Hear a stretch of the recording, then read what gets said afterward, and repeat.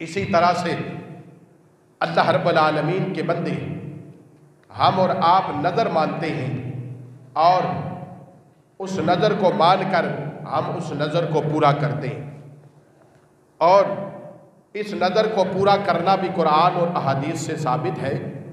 اس نظر کو ماننا اور پھر نظر کو پورا کرنا یہ قرآن و احادیث سے مصطفیٰ سے ثابت ہے کہ ہم نظر مانیں بھی اور نظر کو پورا کریں، اور نظر کو مان کر اگر کوئی جان بوجھ کر پورا نہ کرے تو وہ پھر گناہگار ہے۔ اللہ رب العالمین اس کا ذکر قرآن میں فرماتا ہے، رب فرماتا ہے یوفون بالنذر ویخافون یوما کان شرہ مستطیرا۔ اللہ رب العالمین ارشاد فرماتا ہے کہ اپنی منتیں یعنی نظریں اپنی منتیں پوری کرتے ہیں اور اس دن سے ڈرتے ہیں جس کی برائی پھیلی ہوئی ہے۔ اس دن سے ڈرتے ہیں، لیکن وہ کیا کرتے ہیں؟ یوفون بالنذر، اپنی نظروں کو اپنی منتوں کو پورا کرتے ہیں، اپنی منتیں یوفون بالنذر، وہ اپنی نظروں کو اپنی منتوں کو جو وہ منت مانتے ہیں اسے پورا کرتے ہیں۔ تو اللہ رب العالمین قرآن میں ان لوگوں کی صفات بیان کرتا ہے کہ لوگ اللہ کے بندے نظر مانتے ہیں اور پھر اسے پورا کرتے ہیں۔ تو یاد رکھو، نظر ماننا بھی قرآن سے ثابت ہے اور نظر کو پورا کرنا بھی، منت ماننا اور منت کو پورا کرنا یہ قرآن و احادیث سے ثابت ہے۔ یہ قرآن کی آیت میں نے آپ کے سامنے تلاوت فرمائی کہ یوفون بالنذر ویخافون یوما کان شرہ مستطیرا۔ اللہ رب العالمین ارشاد فرماتا ہے کہ اپنی منتیں پوری کرتے ہیں اور اس دن سے ڈرتے ہیں جس دن کی برائی پھیلی ہوئی ہے، یعنی اہل ایمان نظر مانتا بھی ہے اور نظر کو پورا بھی کرتا ہے۔ اب احادیث مصطفیٰ لوگ ہم سے کہتے ہیں نا کہ آپ نظریں مانتے ہیں، منتیں مانتے ہیں اور پھر ان منتوں کو پورا کرتے ہیں، تو یاد رکھیے اس منت کے ماننے کا قرآن میں ذکر موجود ہے اور احادیث مصطفیٰ اللہ کے پیارے محبوب صلی اللہ علیہ وسلم بخاری شریف کی اور مسلم شریف کی، ترمذی شریف کی احادیث سے پاک ہے، صحیح بخاری، صحیح مسلم اور ترمذی کی اور ابو داود کی حدیث پاک ہے۔ حضرت سعد بن عبادہ رضی اللہ تعالیٰ جو حضور کے صحابی ہیں، ایک دن حضور کی بارگاہ میں حاضر ہوئے اور پوچھنے لگے، سوال کیا، عرض کی یا رسول اللہ نظر کے بارے میں آپ سے پوچھتا ہوں، منت کے بارے میں پوچھتا ہوں آپ سے۔ یا رسول اللہ صلی اللہ تعالیٰ علیہ وسلم میری ماں نے منت مانی تھی، نظر مانی تھی، لیکن میری ماں نظر اور یہ منت پوری کرنے سے پہلے ہی میری ماں کا وصال ہو گیا، انتقال ہو گیا۔ اب میں کیا اپنی ماں کی اس مانی ہوئی منت کو، اس نظر کو پورا کروں؟ تو امام الانبیاء صلی اللہ تعالیٰ علیہ وسلم نے ارشاد فرمایا، ہاں جو تمہاری والدہ نے منت مانی، نظر مانی، تم اس منت کو پورا کرو، پورا کرو اس نظر کو جو تمہاری والدہ نے مانی ہے۔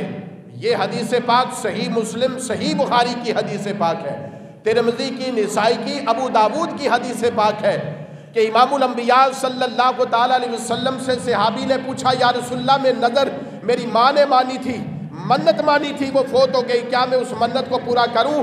امام الانبیاء صلی اللہ علیہ وسلم نے پورا کرنے کا حکم ارشاد فرمایا۔ یاد رکھیے امام الانبیاء صلی اللہ علیہ وسلم کے غلاموں، قرآن میں نظر اور منت ماننے کا حکم موجود ہے، اور احادیث مصطفیٰ سے بھی پتہ چلا کہ منت ماننا اور اس نظر اور اس منت کا پورا کرنا یہ امام الانبیاء صلی اللہ علیہ وسلم کے حکم اور صحابہ کے عمل سے موجود ہے۔ اسی طرح سے یہ سوال بھی 11ویں شریف کا مہینہ ہے، لوگ ہم سب سے سوال کرتے ہیں، اور جب تک کوئی سوال نہیں کرے گا تو ہم سب کو اس کا علم نہیں ہوگا۔ کوئی پوچھے گا تو اس کے سوال کا جواب آئے گا تو پھر اس کی تسلی ہوگی۔ تو ضروری ہے کہ آپ صاحب علم لوگوں سے، علماء سے سوال پوچھیں۔ اور اسی طرح سے سوال یہ پوچھا جاتا ہے کہ نظر تو پوری کی جائے۔ ٹھیک ہے، اللہ نے قرآن میں فرمایا، حدیث مصطفیٰ بھی ہے، لیکن آپ لوگ یہ جو دیگیں جو ہے وہ جا کر داتا پر یا کہیں اور آپ جا کر جو ہے یہ دیگیں چڑھاتے ہیں، یا جو ہے نا غوث اعظم کی دیگیں آپ چڑھاتے ہیں، تو اس کی کیا ضرورت پیش آ گئی؟ تو یاد رکھیے، نظر کی دو قسمیں علماء نے بیان فرمائی، ایک نظر معین ہے اور ایک غیر معین ہے۔ جو غیر معین ہے اس نظر کو جو آپ نے منت مانی وہ جہاں چاہیں جب چاہیں اسے پورا کر دیں۔ ایک نظر معین ہے کہ میرا فلاں یہ کام ہو جائے تو میں یہ کروں گا، فلاں میری مشکل آسان ہو جائے تو میں اتنی خیرات کروں گا، اور فلاں جگہ پر فلاں مقام پر داتا کے دربار پر یا جو ہے وہ خواجہ کے دربار پر، یا جو ہے وہ میں اس نظر کو جو ہے مدینے میں، یا میں اسے جو ہے وہ عبداللہ شاہ غازی پر یا عبداللہ شاہ صحابی کے مزار پر یہ پورا کروں گا۔ اگر آپ نے نظر معین مان لی کہ یہ اسی جگہ پر پورا کروں گا تو اس میں کوئی برائی نہیں، کوئی حرام، کوئی ناجائز نہیں، آپ کر سکتے ہیں۔ اس چیز کا ثبوت بھی احادیث مصطفیٰ صلی اللہ تعالی علیہ وسلم سے ملتا ہے۔ حضرت ام عائشہ صدیقہ رضی اللہ تعالی عنہا فرماتی ہیں کہ امام الانبیاء صلی اللہ تعالی علیہ وسلم نے نام لے کر، جیسے ہم نام لے کر بھی کرتے ہیں، اسی طرح سے اس نام لے کر امام الانبیاء صلی اللہ علیہ وسلم نے دمبا منگوایا، اپنی جانب سے، اپنی اولاد کی جانب سے، اپنی آل کی جانب سے اور اپنی امت کی جانب سے امام الانبیاء صلی اللہ تعالی علیہ وسلم نے اسے ذبح فرمایا۔ اور اسی طرح سے ابو داود اور مشکات کی حدیث پاک ہے، ایک صحابی جو مقام ابوانہ پر ایک اونٹ کو ذبح کرنے کی انہوں نے نظر مان لی کہ میں فلاں مقام پر اس اونٹ کو ذبح کروں گا۔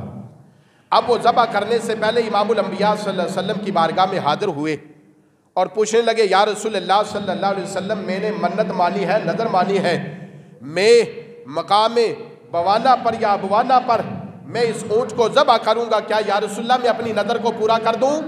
امام الانبیاء صلی اللہ علیہ وسلم نے فرمایا، اے میرے غلام صحابی، بتا وہاں مشرکوں کے بتوں میں سے کوئی بت ہے جہاں پر مشرک بتوں کی پوجا کرتے ہوں؟ وہاں کوئی مشرکوں کا بت ہو جہاں پر جا کر وہ اس کی عبادت کرتے ہوں، اس کے چڑھاوے چڑھاتے ہوں؟ عرض کی، یا رسول اللہ صلی اللہ تعالی علیہ وسلم، وہاں کوئی بت موجود نہیں ہے۔ میرے آقا علیہ الصلوۃ والسلام نے فرمایا، پھر بتا وہاں پر مشرکوں کا، کافروں کا، غیر مسلموں کا کوئی میلہ لگتا ہے، کوئی تہوار ہوتا ہے ان کا؟ یا رسول اللہ صلی اللہ تعالی علیہ وسلم، وہاں مشرکوں کا کوئی میلہ نہیں لگتا، وہاں نہ مشرکوں کے بت، نہ وہاں بت پرستی ہوتی ہے، نہ یا رسول اللہ وہاں چڑھاوے چڑھائے جاتے، نہ یا رسول اللہ وہاں کافروں کا میلہ لگتا ہے، کچھ بھی نہیں ہے۔ میرے آقا علیہ الصلوۃ والسلام نے فرمایا، پھر جاؤ اور پھر تم اس اونٹ کو جہاں تم نے نظر مانی ہے، منت مانی ہے، وہاں جا کر اس اونٹ کو ذبح کر دو۔ تو پتہ چلا کہ جہاں بت خانہ ہو، جہاں بتوں کو سجدہ کیا جا رہا ہو اور وہاں جا کر یا کافروں کا میلہ لگتا ہو، وہاں سے امام الانبیاء نے منع فرمایا ہے۔ اس کے علاوہ کسی مقام پر بھی اللہ کے نبی نے منع نہیں فرمایا، جہاں چاہیں آپ اسے ذبح کر سکتے ہیں۔ اسی طرح سے امام الانبیاء صلی اللہ علیہ وسلم کے غلاموں، ہم اس 11ویں شریف کے مہینے میں ہم اور آپ حضور غوث اعظم رضی اللہ تعالی عنہ کی نیاز لگاتے ہیں، 11ویں شریف کرتے ہیں۔ کہا جاتا ہے کہ 11ویں شریف کا ثبوت قرآن و احادیث میں کہاں لکھا ہے، لہذا پھر یہ کرنی جائز نہیں ہے۔ قرآن و احادیث میں 11ویں کا ذکر نہیں۔ تو یاد رکھیے، 11ویں شریف حضور سیدنا شیخ عبد القادر جیلانی المعروف غوث اعظم رضی اللہ تعالی عنہ کی روح کو ایصال ثواب پہنچانے کا نام ہے۔ کیا نام ہے؟ جیسے ہم تیجا کرتے ہیں، ہم 40واں کرتے ہیں، سالانہ کرتے ہیں، برسی کرتے ہیں، عرس کرتے ہیں، اسی طرح یہ 11ویں شریف حضور غوث اعظم کی یہ آپ کی ایصال ثواب کا نام ہے کہ 11ویں سے مراد حضور غوث اعظم کے ایصال ثواب کا ہے۔ اب ایصال ثواب تو قرآن و حدیث سے ثابت ہے۔ اللہ تعالیٰ قرآن پاک میں ارشاد فرماتا ہے، وَالَّذِينَ جَاءُوا مِن بَعْدِهِمْ یقولون ربنا اغفر لنا ولاخواننا الذین سبقونا بالایمان۔ اللہ تعالیٰ ارشاد فرماتا ہے والذین جاؤوا من بعدہم، وہ لوگ جو انصار و مہاجرین کے بعد آئے، یقولون ربنا اغفر لنا ولاخواننا الذین سبقونا بالایمان، وہ لوگ اللہ سے دعا کرتے ہیں ربنا اغفر لنا، اے مولا ہمیں بخش دے، ولاخواننا الذین سبقونا بالایمان، ہمارے ان بھائیوں کو بھی بخش دے جو ایمان کی حالت میں اس دنیا سے چلے گئے۔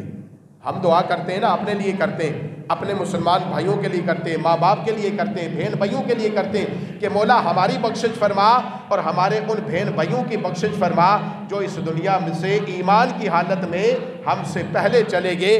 تو یاد رکھیے یہ قرآن کی کئی آیات سے ثابت ہے۔ اسی طرح ترمذی شریف کی حدیث ہے کہ ایک شخص نے عرض کی یا رسول اللہ صلی اللہ علیہ وسلم، میری ماں کا انتقال ہو گیا ہے، میں اس کی طرف سے کوئی صدقہ کروں، کوئی ایصال ثواب کروں، کوئی خیرات کروں؟ آپ نے فرمایا ہاں بالکل تم کرو۔ عرض کی یا رسول اللہ صلی اللہ علیہ وسلم، میں آپ کو گواہ بناتا ہوں، اے کملی والے آپ گواہ ہو جاؤ، میں فلاں باغ کو میں اپنی والدہ کے نام پر اسے وقف کر دیتا ہوں، صدقہ کرتا ہوں۔ حضرت سعد رضی اللہ تعالیٰ کی والدہ کا انتقال ہوا، وہ بھی آتے عرض کرتے ہیں یا رسول اللہ میری ماں کا انتقال ہو گیا، یا رسول اللہ صلی اللہ علیہ وسلم کیا میں اپنی ماں کے لیے کوئی صدقہ کروں؟ امام الانبیاء صلی اللہ علیہ وسلم نے اجازت عطا فرمائی، اور حضرت سعد نے رضی اللہ تعالی عنہ نے اپنی والدہ کے لیے ایک کنواں کھدوایا اور پانی کا وہ کنواں کھدوا کر لوگوں کے لیے وقف کر دیا، اور یہ صدقہ جاریہ حضرت سعد رضی اللہ تعالی عنہ کی والدہ کے لیے ہو گیا۔ اسی طرح سے ابو داود اور مشکات کی حدیث ہے، عاص بن وائل ایک کافر تھا، اس کے دو بیٹے مسلمان، ایک کا نام عمر تھا اور ایک کا نام حشام تھا رضی اللہ تعالی عنہ۔ جب یہ عاص بن وائل مرنے لگا تو اس نے وصیت کی کہ میں مر جاؤں تو میری طرف سے 100 غلام آزاد کرنا۔ حشام جو ان کے بیٹے تھے 100 غلام آزاد کر دیے۔ عمر جو تھے انہوں نے حضور کی بارگاہ میں گئے اور پوچھا یا رسول اللہ صلی اللہ علیہ وسلم میرا باپ مر گیا، کافر تھا اور مرنے کے وقت اس نے وصیت کی تھی 100 غلام آزاد کرنے کی، میرے بھائی نے 50 غلام آزاد کر دیے، اے کملی والے اگر آپ اجازت دیں تو 50 میں بھی اس کی جانب سے آزاد کر دوں، میرے باپ کو کوئی فائدہ ہو جائے۔ تو امام الانبیاء صلی اللہ علیہ وسلم نے فرمایا اے میرے غلام اگر تیرا باپ مسلمان ہوتا، صاحب ایمان ہوتا، اور تو اس کی طرف سے غلام آزاد کرتا، تو اس کی طرف سے صدقہ کرتا، تو اس کی طرف سے حج کرتا، تو وہ تیرے باپ کو پہنچ جاتا، اس کا اجر و ثواب ملتا، لیکن تیرا باپ کافر تھا، لہذا وہ ایمان کی حالت میں اس دنیا سے نہیں گیا، لہذا اس کی طرف سے تو کرے گا تو اسے کوئی اس کا اجر و ثواب نہیں ملے گا۔ اجر و ثواب اسے ملے گا جو صاحب ایمان ہو، اس کی طرف سے صدقہ اور خیرات ہو، اس کی طرف سے حج ہو، اس کی طرف سے عمرہ ہو، اس کی طرف سے غلام آزاد کیے جائیں تو وہ اسے اجر و ثواب ملتا ہے۔ تو پتہ یہ چلا کہ امام الانبیاء صلی اللہ علیہ وسلم کے حکم سے اور قرآن کے حکم سے ایصال ثواب کرنا یہ بالکل جائز اور صحیح عمل ہے۔ اسی طرح سے یہ بتایا جائے کہ غوث اعظم رضی اللہ تعالیٰ نے کبھی اپنی زندگی میں تم سارا سال اور پورا مہینہ غوث اعظم کی 11ویں کرتے پھر رہے ہو، کیا بتاؤ غوث اعظم نے بھی کوئی 11ویں کی ہے یا نہیں کی ہے؟ تو یاد رکھیے غنیۃ الطالبین حضور غوث اعظم رضی اللہ تعالیٰ عنہ کی ایک عظیم کتاب لکھی ہوئی ہے، اس میں حضور غوث اعظم رضی اللہ تعالیٰ عنہ کی یہ بات بھی درج ہے کہ غوث اعظم رضی اللہ تعالیٰ عنہ چاند کی ہر 11 تاریخ کو حضور غوث اعظم رضی اللہ تعالیٰ عنہ امام الانبیاء صلی اللہ تعالیٰ علیہ وسلم کے ایصال ثواب کے لیے آپ جو ہے وہ دعا فرمایا کرتے تھے اور ایصال ثواب کیا کرتے تھے۔ حضور غوث اعظم ہر 11 چاند کی 11 کو حضور سیدنا غوث اعظم رضی اللہ تعالیٰ عنہ امام الانبیاء صلی اللہ علیہ وسلم کے ایصال ثواب کے لیے آپ جو ہے محفل فرماتے، آپ جو ہے کل شریف پڑھتے، جو بھی لنگر ہوتا آپ اسے رکھتے اور امام الانبیاء صلی اللہ تعالیٰ علیہ وسلم کی بارگاہ میں ایصال ثواب کر دیتے۔ اب یہ بتائیے کہ آپ جو ہے وہ گناہگار کو تو ایصال ثواب کریں اس کا تو فائدہ ہے، لیکن آپ کسی نیک کو کس لیے ایصال ثواب کرتے ہیں؟ وہ تو ویسے ہی اللہ کا نیک بندہ ہے، وہ تو ولی ہے، اس کو ایصال ثواب کرنے کی کیا ضرورت ہے؟ تو یاد رکھیے ہم بڑے کسی مرد اور عورت کے فوت ہونے پر اس کے لیے دعا کرتے ہیں، اس کا جنازہ پڑھتے ہیں، اس کے لیے دعا کرتے ہیں مولا تو اس کی بخشش اور مغفرت فرما، اور اگر کوئی بچہ نابالغ معصوم فوت ہو جاتا ہے تو امام الانبیاء صلی اللہ علیہ وسلم کے غلاموں ہم یہ دعا کرتے مولا اس کو جو ہے تو شفاعت کرنے والا بنا، اس کے صدقے یہ جو تیرا معصوم ہے، یہ جو نیک اور پاک تھا گناہوں سے، اس کے صدقے بخشش فرما۔ امام الانبیاء صلی اللہ علیہ وسلم نے فرمایا کل یہ جو ہے نا وہ نو مولود بچہ، یہ کچا بچہ جو ابھی پیدا ہوا ہے، یہ بڑھ بھی نہ سکا، پورا بھی نہ ہو سکا، یا پورا ہونے کے بعد فوراً فوت ہو گیا، امام الانبیاء صلی اللہ علیہ وسلم نے فرمایا یہ محشر کے میدان میں اللہ سے جھگڑا کرے گا اور کہے گا مولا میری وجہ سے میرے باپ آپ کی بخشش اور مغفرت فرما۔ امام الانبیاء نے فرمایا اس کی بخشش شفاعت کی وجہ سے اس کے کہنے پر اللہ اس گناہگار ماں باپ کی بخشش اور مغفرت فرمائے گا۔ تو یاد رکھیے کہ اگر گناہگار ہے اس کے لیے ایصال ثواب کرے تو رب اسے ثواب دیتا ہے اور بخشش فرماتا ہے، اور اگر کوئی نیک ہے تو اللہ اس کے درجات کو اور بلند کر دیتا ہے۔ اللہ اکبر۔ یاد رکھیے اسی طرح سے امام الانبیاء صلی اللہ تعالیٰ علیہ وسلم کے غلاموں ایصال ثواب سیدنا غوث آدم رضی اللہ تعالیٰ عنہ کے نام پر بکرا ذبح کر دیا، ان کے نام پر یا کسی اور کے نام پر، کسی اللہ کے ولی کے نام پر بکرا ذبح کر دینا یہ تو غیر اللہ ہے، یہ تو حرام ہے، ناجائز ہے۔ پھر آپ لوگ حضور غوث آدم کے نام پر بکرے ذبح کرتے ہو، دیگے بناتے ہو، یہ بھلا کیسے کرتے ہو؟ یہ تو حرام اور ناجائز ہے۔ تو یاد رکھیے کہ مسلم شریف کی اور ابو داود کی حدیث پاک ہے، حضور نبی کریم صلی اللہ علیہ وسلم نے حضرت ام عائشہ صدیقہ اس کی راوی ہے رضی اللہ تعالی عنہا، آپ فرماتی ہیں کہ امام الانبیاء صلی اللہ علیہ وسلم نے میڈا ذبح کیا اور فرمایا امام الانبیاء نے یہ میری طرف سے، میری آل کی طرف سے اور میری امت کی طرف سے ہے۔ کس کی طرف سے؟ میری طرف سے، میری آل کی طرف سے اور میری امت کی طرف سے ہے۔ امام الانبیاء صلی اللہ تعالیٰ علیہ وسلم نے اسے ذبح فرمایا ہے۔ اسی طرح سے مسلم شریف مشکات شریف کی حدیث پاک ہے، حضور نبی کریم صلی اللہ علیہ وسلم اور سیدنا صدیق اکبر رضی اللہ تعالیٰ ایک صحابی کے گھر تشریف لے جاتے ہیں، اور وہاں پہنچے تو انہوں نے کھجوروں کا ایک خوشہ جو ہے آپ کو پیش فرمایا اور کہا یا رسول اللہ صلی اللہ علیہ وسلم یہ آپ تناول فرمائیے، جب تک آپ بیٹھ گئے یہ تناول فرمائیے، میں آپ کے لیے بکری کا بچہ ذبح کرتا ہوں، میں آپ کے لیے بکری ذبح کرتا ہوں یا رسول اللہ صلی اللہ علیہ وسلم۔ وہ گئے اور انہوں نے بکری کا بچہ ذبح کیا، پھر اسے تیار کیا اور پھر امام الانبیاء صلی اللہ علیہ وسلم کو پیش فرمایا۔ اسی طرح سے حضرت ایوب انصاری رضی اللہ تعالیٰ عنہ کے گھر حضور تشریف لے گئے تو آپ نے حضور کی بارگاہ میں رطب، بصر اور نبر پیش کیا، کہا یا رسول اللہ یہ آپ تناول فرمائے جب تک یا رسول اللہ میں آپ کے لیے، یا رسول اللہ میں آپ کے لیے، حدیث کے الفاظ ہیں میں آپ کے لیے، یا رسول اللہ آپ کے لیے، میں آپ کے لیے بکری ذبح کرتا ہوں۔ میرے آقا نے فرمایا کہ وہ دودھ دینے والی نہ ہو، وہ ذبح کرو۔ یا رسول اللہ میں آپ کے لیے ذبح کرتا ہوں، کیا کہا؟ آپ کے لیے ذبح کرتا ہوں، آپ کے لیے بکری ذبح کرتا ہوں۔ امام الانبیاء صلی اللہ علیہ وسلم کو فرمایا، عرض کی یا رسول اللہ آپ کے لیے بکری ذبح کرتا ہوں۔ آپ نے فرمایا ٹھیک ہے بکری ذبح کرو لیکن وہ دودھ والی نہ ہو۔ امام الانبیاء صلی اللہ علیہ وسلم کے غلاموں اگر صرف نام لینے سے جانور حرام ہو جائے تو پھر قربانی کے سارے جانور حرام۔ نام لیتے نہیں یہ فلاں کی طرف سے قربانی، یہ فلاں کی طرف سے، یہ فلاں کی طرف سے، نام لینے سے حرام ہو جائے تو حقیقت سارے جانور پھر حرام، کہ یہ فلاں کی طرف سے عقیقہ ہے، میرے بچوں کا، یہ میری بیٹی کا، یہ فلاں بیٹے کا، یہ فلاں بیٹے۔ کرتے ہیں یا نہیں کرتے ایسے ہم؟ اچھا پھر ہم ولیمہ کرتے ہیں، یہ فلاں کا ولیمے کا کھانا ہے، یہ جانور ذبح کیا ہے میں کس کے لیے کیا ہے؟ فلاں کے ولیمے کا کیا ہے، فلاں کی شادی کے لیے کیا ہے۔ پھر جو ہے وہ کسائی جو گوشت کاٹ کے رکھتا ہے کس کے لیے رکھتا ہے؟ گراہکوں کے نام پر، یہ فلاں لوگ آئیں گے اور ان کے لیے کاٹ کے رکھا ہے، تو نام لینے سے تو پھر سارے ہی حرام ہو گئے نا۔ لیکن یاد رکھیے بالکل حرام ہے وہ جانور۔ کون سا جانور حرام ہے؟ جو بتوں کے نام پر ذبح کیا گیا ہو، بالکل وہ جانور حرام ہے، اس کو ذبح کرنا حرام، اس کا کھانا حرام۔ کون سا جانور؟ جس جانور کو بوقت ذبح کرتے ہوئے، چھری چلاتے ہوئے آپ کہہ دیں بسم اللہ اللہ اکبر، تو وہ جانور حرام، بولیے وہ جانور حرام نہیں ہوتا۔ ہم ذبح کرتے ہوئے کیا کہتے ہیں؟ کیا کہتے ہیں آپ لوگ ذبح کرتے ہوئے؟ کیا کہتے ہیں؟ کیا کہتے ہیں؟ بسم اللہ اللہ اکبر سب کہتے ہیں؟ نہیں کہتے؟ کہتے ہیں نا۔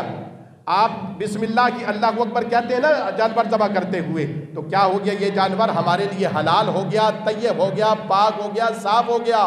اگر کوئی کہے بِاسْمِ عبد القادر، بِاسْمِ غوث اعظم، بِاسْمِ محمد الرسول اللہ، اگر کوئی یہ کہہ دے تو یاد رکھیے یہ جانور حرام ہے، اس کا ذبح کرنا حرام، اس کا کھانا حرام۔ کیا ہو گیا؟ یہ جانور ہمارے لیے حرام ہو گیا، اس کا ذبح کرنا بھی اور اس کا کھانا بھی۔ اور نسبت ہو میری جانب، نسبت ہو آپ کی جانب، نسبت ہو ہم سب کی جانب، نسبت ہو داتا کی جانب، نسبت ہو خواجہ کی جانب، نسبت ہو غوث آدم کی جانب، نسبت ہو حضور نبی کریم صلی اللہ تعالی علیہ وسلم کی جانب ہو، اور بوقت ذبح بسم اللہ اللہ اکبر کہہ کر ذبح کیا جائے اور کہا جائے کہ اس کا ثواب فلاں کو ملے، یہ قربانی فلاں کی طرف سے، یہ حقیقہ فلاں کی طرف سے، یہ شادی کا جانور فلاں کے نام سے ہے، لہذا بسم اللہ اللہ اکبر وہ جانور پاک ہے، طیب ہے، کھانا جائز، اس کا پکانا جائز، وہ پاک صاف طیب اور طاہر۔ لہذا یاد رکھیے باوقت ذبح کوئی غیر اللہ کا نام لے لے اللہ کے علاوہ تو وہ جانور حرام ہے۔ اسی طرح سے ایک صحابی رسول حضور کی بارگاہ میں سالم عبداللہ جو ہے وہ آئے اور جو ہے نا ان کے پاس حضور صلی اللہ علیہ وسلم جو ہے نا تشریف لے گئے۔ حضرت سالم عبداللہ اس کی روایت کرتے، آپ کہتے کہ زید بن نفیل سے ملنے کے لیے مقام اسفل بن بلاح پر امام الانبیاء تشریف لے گئے، ان سے ملے تو انہوں نے دسترخوان بچھایا اور کوئی گوشت لا کر آپ کے سامنے رکھا اور کہا کہ آپ کھائیے۔ امام الانبیاء صلی اللہ علیہ وسلم نے کھانے سے انکار کر دیا، کہا تم نے بتوں کے نام پر اسے ذبح کیا ہے، میرے لیے یہ جائز نہیں، میں اسے نہیں کھاتا، میں اسے کھاتا ہوں جو میرے رب کے نام پر بسم اللہ اللہ اکبر کے نام پر ذبح کیا جائے۔ تو یاد رکھیے اسی طرح سے ہم ختم شریف کا جو ہے نا وہ دن مقرر کر دیا جائے، اور تو یہ بھی جائز نہیں۔ تو یاد رکھیے جمعے کا دن بھی مقرر ہے، شادی کا دن بھی آپ مقرر کرتے ہیں، اور بھی محفل کے دن آپ مقرر کرتے ہیں، تو صرف مقرر کر لینے سے تاریخ جو ہے یہ کوئی ناجائز اور حرام نہیں ہوتا۔ اگر ناجائز حرام ہو تو یاد رکھیے کہ پھر یہ ولیمے کے دن، یہ شادی کے دن، یہ دوسرے پروگراموں کے دن ہم تعین کر لیتے، اور تعین کرنے کا مقصد صرف اتنا ہے کہ ہم اس دن سارے لوگوں کو پتہ ہو اور وہ لوگ اس مقام پر اس کام کے لیے جمع ہو جائے، یہی اس کا مقصد ہوتا ہے۔ اور اسی طرح سے نام لینے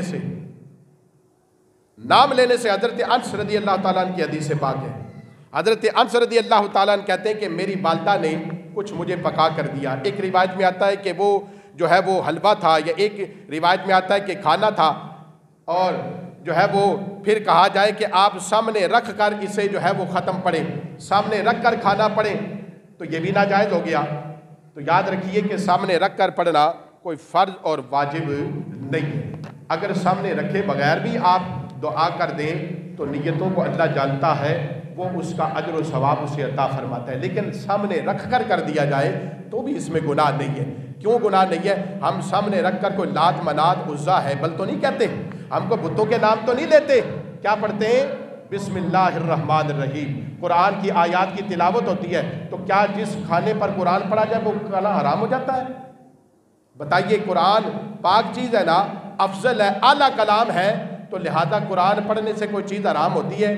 آپ کھانا کھانے سے پہلے دعا کرتے ہیں نا، بسم اللہ الرحمن الرحیم بھی پڑھتے ہیں، دعا بھی پڑھتے ہیں، اللہ کا نام لے کے شروع کرتے ہیں نا، تو اگر جس کھانے پر قرآن پڑھ لیا جائے، رب کہتا ہے وَنُنَزِّلُ مِنَ الْقُرْآنِ مَا هُوَ شِفَاءٌ رَحْمَةٌ لِّلْمُؤْمِنِينَ وَلَا يَزِيدُ الظَّالِمِينَ إِلَّا خَسَارًا۔ رب تو کہتا ہے کہ قرآن مومنوں کے لیے شفا، قرآن مومنوں کے لیے شفا ہے، اور وَلَا أَصْغَرَ وَلَا أَكْبَرَ، کوئی چھوٹی سے چھوٹی اور بڑی سے بڑی چیز کا مسئلہ ڈھونڈو تو قرآن میں موجود ہے۔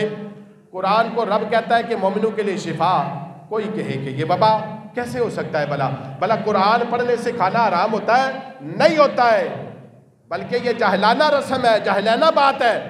کھانے میں قرآن پڑھنے سے برکت آتی ہے، رب کا قرآن کہتا ہے کہ قرآن برکت والا ہے، اور بعض صورتیں اللہ کے محبوب صلی اللہ علیہ وسلم تلاوت فرماتے ہیں اور صورتوں کی عظمت اور شان بیان ہوئی ہے، اور قرآن پڑھا جائے تو اس میں تو برکت ہی برکت ہے۔ کیا رسول اللہ صلی اللہ علیہ وسلم نے کبھی یہ کیا؟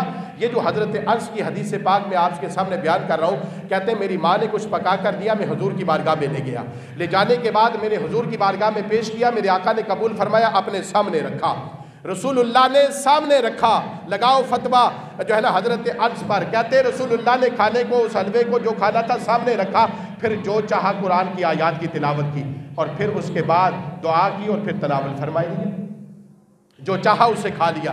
غزوہ تبوک کے موقع پر حضرت ابو ہریرہ رضی اللہ تعالیٰ عنہ آپ کہتے ہیں کہ تبوک کے موقع پر اہل ایمان کو، قافلے والوں کو، لشکر اسلام کو کھانے کی کمی ہو گئی، حضرت فاروق اعظم رضی اللہ تعالیٰ عنہ پر لگاؤ فتویٰ۔ فاروق اعظم رضی اللہ تعالیٰ عنہ حضور کی بارگاہ میں جاتے ہیں، یا رسول اللہ صلی اللہ تعالیٰ علیہ وسلم، لشکر اسلام میں کھانے کی کمی ہو گئی ہے، یا رسول اللہ جس کے پاس جو کچھ ہے یا رسول اللہ منگوا لیجئے، اور یا رسول اللہ آپ اسے پر دعا فرما دیجئے۔ اگر ناجائز ہوتا تو فاروق اعظم کبھی کہتے کیا ہم سے زیادہ فاروق اعظم سے زیادہ ہم جاننے والے ہیں؟ اگر غلط ہوتا تو سیدنا فاروق اعظم کو میرے آقا منع فرماتے، فاروق اعظم یہ بات جائز اور مناسب نہیں ہے، اس بات کو آئندہ مت کرنا۔ میرے آقا نے فرمایا ٹھیک ہے فاروق اعظم، لشکر اسلام کو حکم دو جس کے پاس جو کچھ ہے لے کر آؤ۔ حدیث کے الفاظ ہیں، کسی کے پاس چند چھوارے تھے مٹھی پر، وہ لے کر آیا، کسی کے پاس جو ہے نا وہ مٹھی تھی وہ لے کر آیا، کسی کے پاس روٹی کے چند سوکے ہوئے ٹکڑے تھے، حضرت ابو ہریرہ کہتے ہیں وہ لے کر آیا، حضور کے سامنے رکھا گیا۔ پھر کیا ہوا؟ میرے آقا علیہ الصلوۃ والسلام نے اس پر قرآن کی آیات کی تلاوت فرمائی، پھر کملی والے نے اپنے ید اللہ والے گورے گورے ہاتھوں کو اٹھایا، رب کی بارگاہ میں بلند کیا اور کہا پروردگار عالم اس میں برکت نازل فرما۔